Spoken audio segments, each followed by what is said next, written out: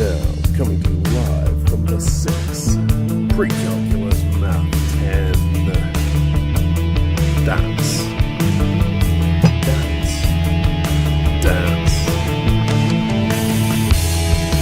Today, solving systems of equations by elimination.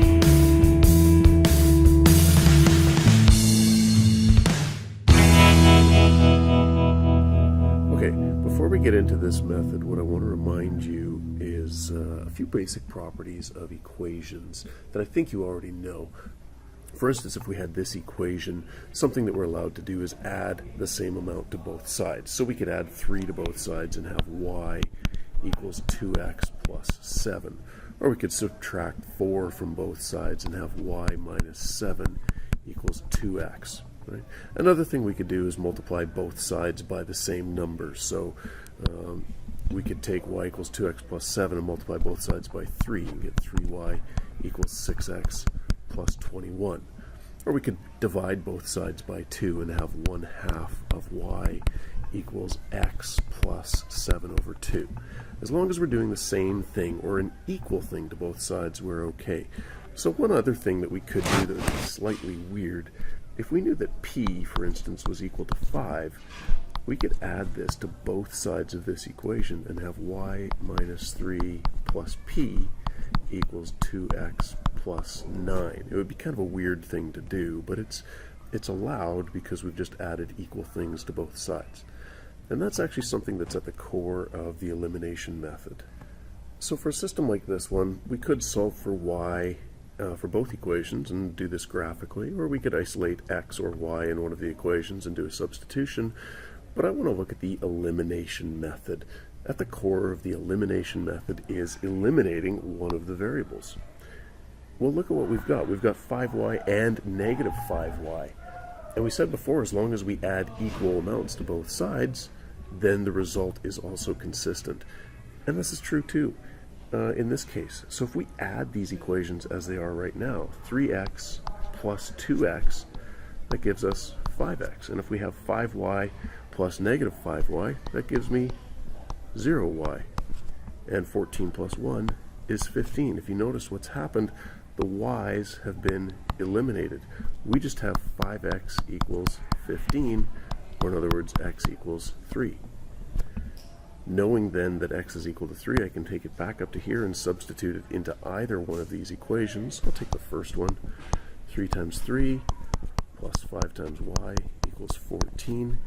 So 9 plus 5y equals 14. Subtracting 9 from both sides and then dividing both sides by 5, y equals 1. So we've got our solution is the point 3, 1. We can check this, of course, and we should. 3 times 3 plus 5 times 1. This is 9 plus 5, which is 14. That's correct. And then we can try 2 times 3 minus 5 times 1.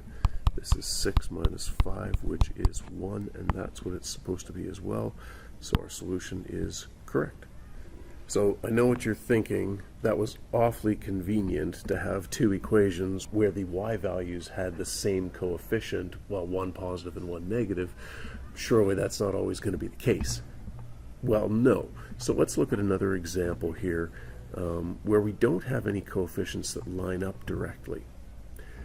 The way it's starting here, if I just add these together, that's not going to be helpful. But notice the y's again. You know, if that second equation were to be multiplied by 2, then I would have plus 4y and minus 4y, and the addition of those equations would result in the y's getting eliminated. So let's take the second equation and multiply it by 2. This would give me 10x minus 4y equals 4. And if we take the original first equation, 3x plus 4y equals 22, and we add those two equations together, we get 13x plus 0y equals 26. In other words, 13x equals 26. Divide both sides by 13, and x is equal to 2. So take this again, back up into one of the first two equations, the original equations. I'll grab the second one this time. 5 times 2 minus 2y equals 2. This is 10 minus 2y equals 2. This is negative 2y equals, subtracting 10 from both sides, negative 8. Divide both sides by negative 2, and you get y is equal to 4. So our solution, again, is the point 2, 4. And again, it's proper to do a check on these, but I'm going to skip that for now and leave that for you to do to verify, just in the interest of time. All right, let's describe the method here. First of all, you have to make a decision about which variable you want to eliminate. There's not a right or a wrong option, it's just that sometimes one variable is easier than the others. Another important thing to do right away is rewrite both of the equations if necessary so that everything lines up. And I'll show you this in the next example. Step 2. Once you've decided on your variable, multiply one or both of the equations maybe so that the variables you want to have eliminating end up with the same coefficient. Well, actually, you want one of them positive and the other one negative. 3. Add the two equations together to eliminate the variable you've selected. 4th, solve for the remaining variable. 5. Substitute back into one of the original equations and solve for that remaining variable. And as always, check just to make sure you've actually got the right solution.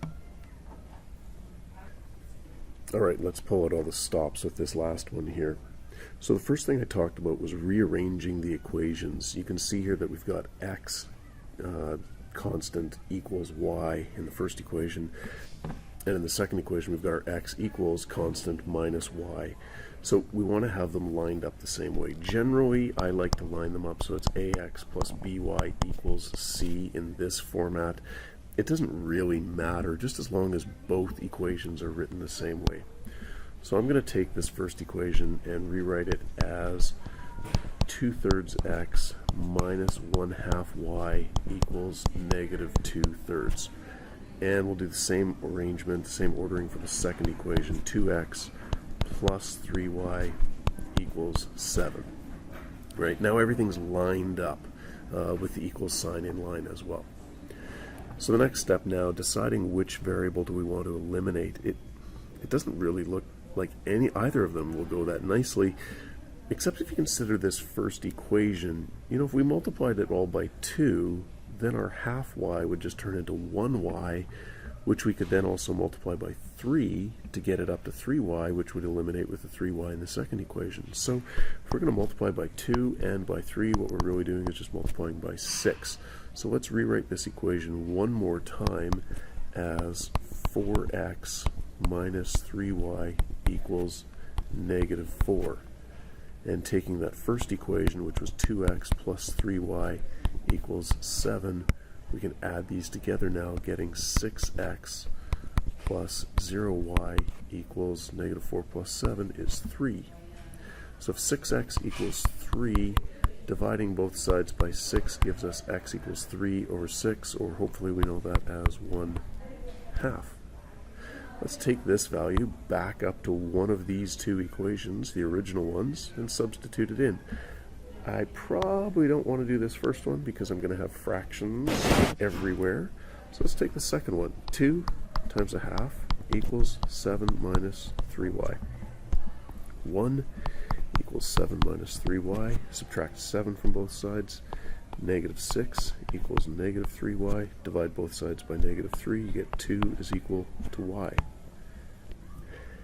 So our solution is the point 1/2, 2.